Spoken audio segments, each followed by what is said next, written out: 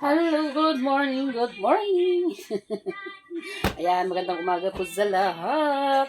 Malamig. Kaya ako nakaganito guys. Kasi giniginaw ang lola. Ang ginaw. Pati mga puso namin giniginaw. Ayan o. Oh. Malamig.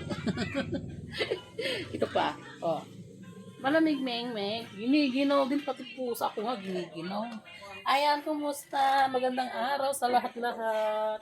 Ayan, hello sa lahat ng madadaanan. Yung pusa ko, giniginaw. Ayan, so umaga na naman. Oras na naman para sa mga gawaing bahay. Ayan. Kapag kape na ba ang lahat ako? Hindi pa ako nakakapagkape. Ayan, at hello na rin pala sa mga followers ko at mga non-followers.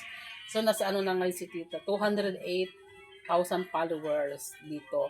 So, maraming salamat sa mga nagtiwala dyan na nag-follow kay Tita. 208,000 followers, guys. So, ganun lang, guys. Content is the key para dumami pa rin ang followers ni Tita. Galingan mo.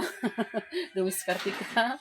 O, diba? Basta na ayon kay Boss M, yung ginagawa ay go and go. Ako kasi, minsan pag nag-upload ako ng nakapadyama, sa kabila kong account, nire-reject talaga, nare-reject ako. Ayan, so ganito. O, dito, itong account na ito pwede akong nakaganito. Ako dyan. Pero sa kabila, hindi ko alam bakit ayaw. Mas gusto pa yung nakapanty at nakabra ako dun sa kabilang account ko. Yung gusto niya siguro dun sa kabilang account ko, yung mga sinusuot ko mga sexy. Yan, pang sexy suot. So, diskarte na lang yun, para-paraan na lang. Kasi ilang beses akong nag-upload ng nakaganito ayaw talaga eh. So, binabagayan siguro.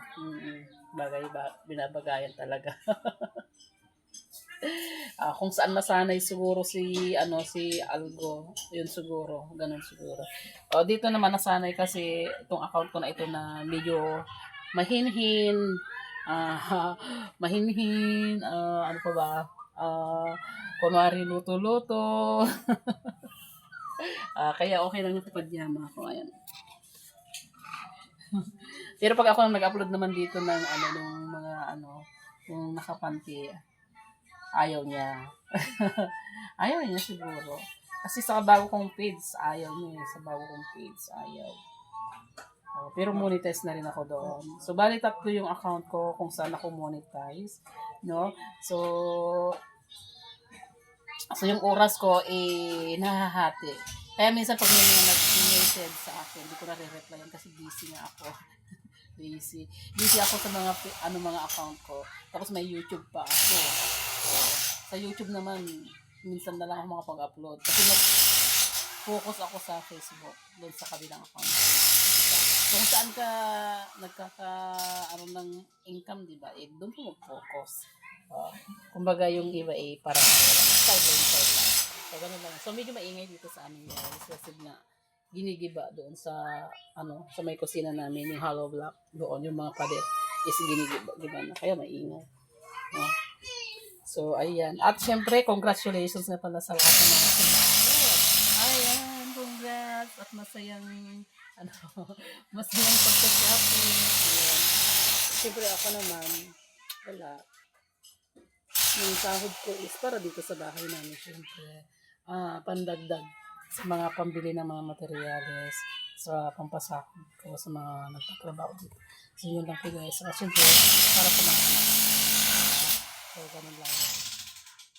Basta, tuloy-tuloy lang tayo as content creator. I'm so proud. I'm content creator ako ngayon sa YouTube. So, maraming salamat po sa inyong lahat. So, masaya. Masaya ang mga pumaldo ngayon sa mga sahod. Kagabi lang pumasok yung ang sahod. Yung asawa ko panay ang tingin niya. Panay ang tanong kung may sahod na ba daw ako.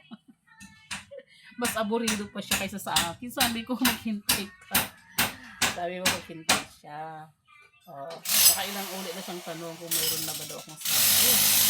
Sabi ko, baka mamaya pa yun o kaya mamayang madaling tamang-tama kanina ay kagabi, mga anong oras na pumasok. Ayan. Paggaling ko sa labas kasi pinaihi ko yung aso ko namin. Pumasok ako, tinignan ko tong aking cell. Aba, mayroon na. Ayan. Kaya happy na naman. Ayan, thank you, boss. Thank you, boss.